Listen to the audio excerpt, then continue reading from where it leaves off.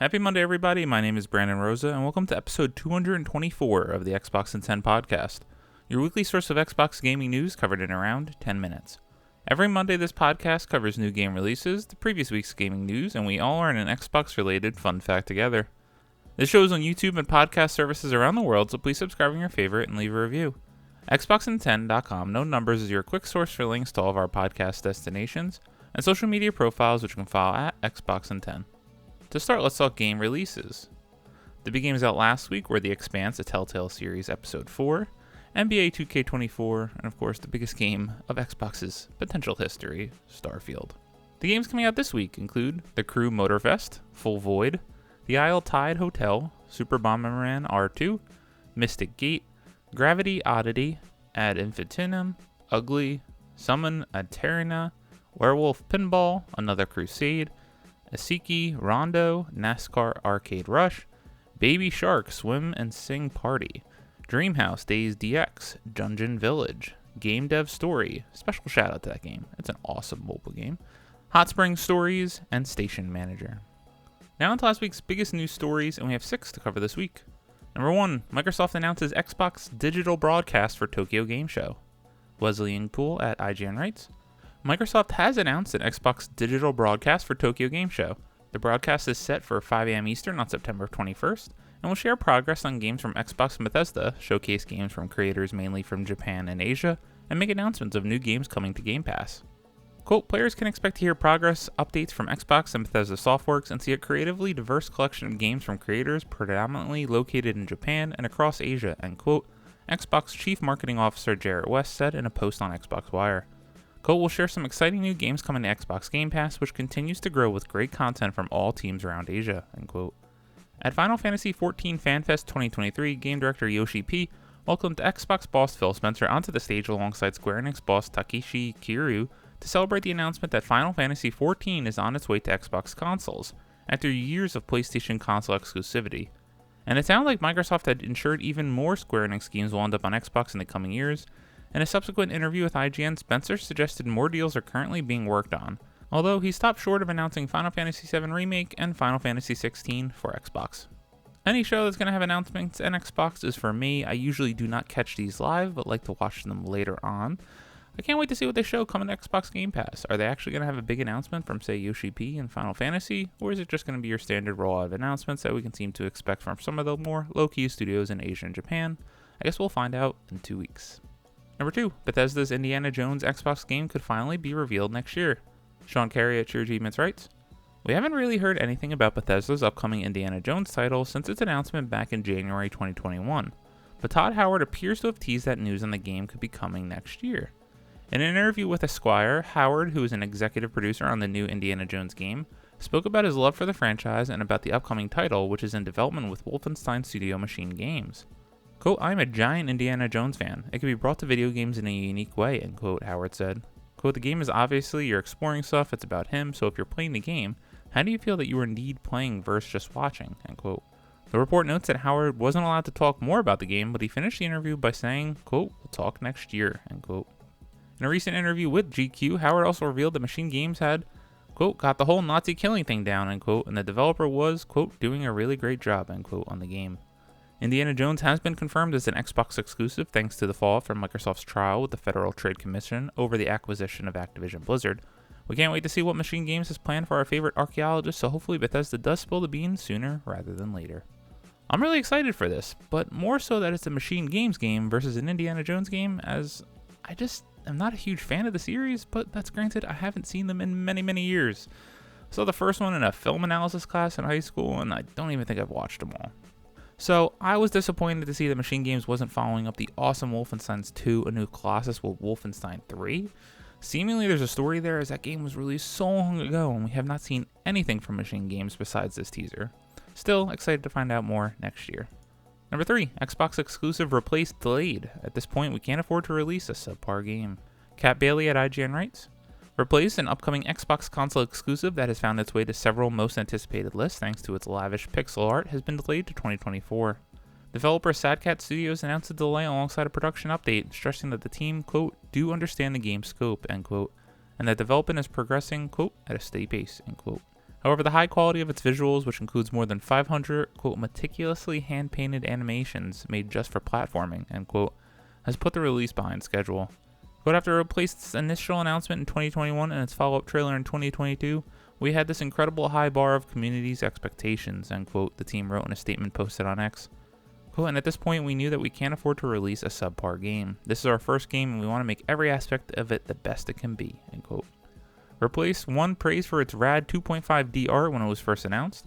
It was part of a showcase that at the time left us feeling optimistic overall about Xbox's future. A new Replace trailer was shown again at the Game Awards 2022, where we called it one of the show's 10 best reveals. Replace is set in a dark, alternative 1980s America and features heavy cyberpunk themes. It was previously slated for 2022, only to be delayed by the war in Ukraine. If you have not yet seen the trailer for this game, go check it out. It looks awesome, and I have been anticipating it since that initial reveal, which is so crazy that 2021 now is over 2 years ago. Regardless, take the time you need to make it the best version of this game it could be. Number 4, Diablo 4 is set to unleash hell on Xbox with yearly expansions. Tom West at True Achievements writes, around the time Diablo 4 launched on Xbox Series X and Xbox One in June, franchise general manager Rod Ferguson revealed that Blizzard already had 2 expansions in the works for its latest RPG, but didn't give a time frame as to when we would see them. Ferguson has now confirmed that the new expansions and hopefully Diablo 4 achievements will launch annually as separate content drops to the seasons. When speaking with Dextero, Ferguson pointed out, quote, there were 11 years between Diablo 3 and Diablo 4, end quote, and that it, quote, feels like we did not live up to our players, our community, and what they deserve, end quote. According to Ferguson, that's something Blizzard will be, quote, rectifying in Diablo 4 with our seasons and our expansions, end quote. We already knew Diablo 4 is set to be the most supported Diablo game yet. Players are currently playing on the first seasonal server, Season of the Malignant, but the release schedule and timings of the Meteor expansion content were unknown. Now Ferguson has confirmed that new expansions will arrive yearly. Quote, when you look at the launch of the game in the first season, we see that as building a foundation on which we can build for the future. So as we look at our quarterly seasons and we look at our annual expansions, those are the things that we are really focused on for our live service. We've got plans, we have storylines that go well into the future. We've got plans, we're always leapfrogging our seasons and leapfrogging our expansions, so it's something that we're going to be able to do for a long time. We are excited, end quote, Ferguson said. It's probably a safe bet to assume that we'll likely not see an expansion arrive before 2024, but hopefully we'll at least learn a little more before the year is done. What we can look forward to for now, though, is the Season of Blood, Diablo 4's second season, which kicks off on October 17th and introduces vampires to Sanctuary. Obviously, this was one of the very biggest games of the year, and a year that is going to go down in history as one of the best for gaming ever. I thought Diablo 4 was going to potentially be my Logitech G Cloud machine game while I watch football every Sunday, Monday, and Thursday. However, Starfield is probably going to hog all that bandwidth now, so I'm not sure when I'll get to this game. At this point, I'm seemingly going to give it a go when the Activision Blizzard acquisition is finalized, and hopefully this game comes to Game Pass in the future. Number 5, Star Wars Jedi Survivor gets biggest patch yet. Ryan Dinsdale at IGN writes, EA and Respawn Entertainment have released the biggest patch yet for Star Wars Jedi Survivor across all platforms, PS5, Series X and S, and PC. Patch 7, quote, makes sweeping improvements to quality and performance modes, end quote, on console, EA said, while its PC counterpart is headlined by the addition of NVIDIA DLSS support. PS5 and Xbox's performance mode has received a complete rework that has disabled ray tracing to guarantee a consistent 60 FPS performance alongside other improvements. Other technical improvements have also boosted quality mode across both consoles and added variable refresh rate support on PS5. I wanted to highlight this because I wish this was the way I experienced Star Wars Jedi Survivor. I am a huge Star Wars fan. I loved Fallen Order, and I do love Survivor. The story is great. The experience was just so tampered down for me because of the consistent issues with the frame rate. It really just plagued my entire memory of that game. It's sad. I'm excited to go back to it in, say, a year or so with a fresh start, fresh eyes, and all these patches and updates to make the game run and look even better. Number 6, Xbox's September update adds the ability to stream games to Discord. Tom Ivan at Video Games Chronicle writes, Microsoft has detailed Xbox's September system update, which is rolling out this week. Headlining this update is the ability for players to stream their Xbox gameplay to their Discord friends. A new reporting feature for in-game voice chat on consoles is also launching in select English language markets, US, UK, Canada, Ireland, Australia, and New Zealand. First introduced in July for Xbox Insiders, it lets players capture 60-second clips and report inappropriate voice activity on any multiplayer title with in-game voice chats on Xbox Series X and S and Xbox One. This update also includes new variable refresh rate options for Series X and S consoles. new places to view and redeem rewards, and wish list notifications. In an Xbox Wire post, Microsoft has said that it also, quote, updated the Xbox app on PC with new features, faster performance, and celebrations for upcoming games, end quote. I wanted to highlight this as being able to stream to your friends on Discord is a huge feature by people on PC. I do think that in the years to come, especially for those younger, this is going to be a huge feature for people to communicate, share, and take part in playing games together.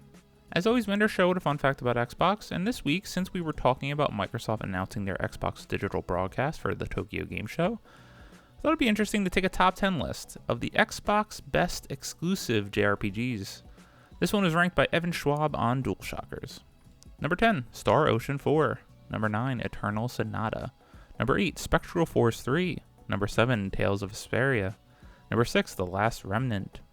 Number 5, Operation Darkness. Number 4, Infinite Undiscovery. Number 3, Magna Carta 2. Number 2, Blue Dragon. And number 1, Lost Odyssey. A lot of these games have a lot of claim to fame on the Xbox 360, where Xbox was really pushing for that Japanese presence. Unfortunately, it did not yield the results that they wanted, and they quickly abandoned that focus. However, they do seem to be renewing it now, which is a good sign for those who love JRPGs. Personally, I have not played any of these games. More of a Western RPG guy myself. Thank you all for listening to the Xbox in 10 podcast, your weekly source of Xbox gaming news covering around 10 minutes. If you like the show, please subscribe on your favorite podcast service, share with your friends, leave a review, and follow on all social media at Xbox in 10. This past week, man, do I wish I had more time to play Starfield. I am currently at about 26 hours on the game. I'm seemingly running up to the last mission, and I am loving this game. I don't think I'll ever understand the 7s given by IGN and GameSpot, which were the hot topic on the internet over the last 2 weeks. But I love this game. I can easily see myself playing this for another 75 plus hours because there's just so much to do. The content, the quests, the voice acting, I'm really engaged by all of it, the shipbuilding. I lost myself just running around a planet the other day for like 2 hours. I don't even know what I was doing or accomplishing, but I was entertained the entire time. Definitely check this game out now that it's officially out on Xbox Game Pass. My name is Brian Rose. You can follow me on Xbox at Broza93. Hope you all have a great week. Stay safe and keep on gaming.